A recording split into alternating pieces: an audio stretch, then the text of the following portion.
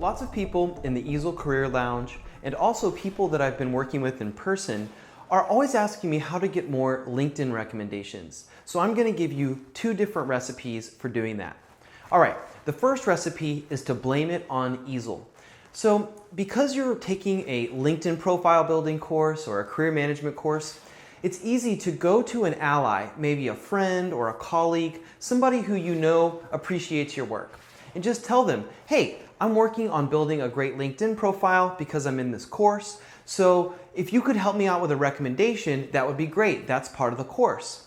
And you know, people kind of appreciate people who are investing in themselves, so they're more likely to leave you a recommendation.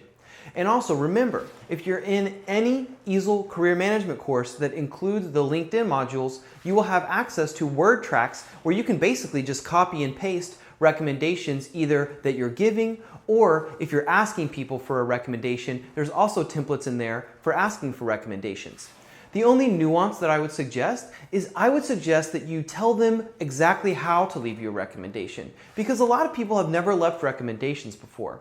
So what I mean there is just tell them that if they go to your profile, they click the little blue button and they'll see a recommendation or a recommend link, that they click that, and that's where they can leave you a recommendation. All right, the second recipe is to create yourself a recommendation circle. This is really good if you're a student or if you work in a place with, lots of different colleagues. So the way that you do this is just gather a group of allies and tell everybody, basically, let's recommend each other's work so that we can build our LinkedIn profiles. I remember doing this at both of my educational institutions. So basically what you do is just say, hey, I'm going to leave you a LinkedIn recommendation. Will you leave one for me? And if you just get 4 or 5 people together, then you can have 4 or 5 recommendations on either your work or your time at a particular educational institution. All right, so I just want to wrap before we get to the summary with one final point.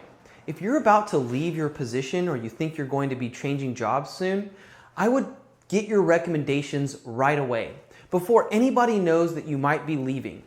That's because once you leave, people are going to be less likely to leave you recommendations. So part of your exit strategy for leaving a work and leaving a position, in my opinion, should be to get those recommendations before you send any signals that you might be changing jobs.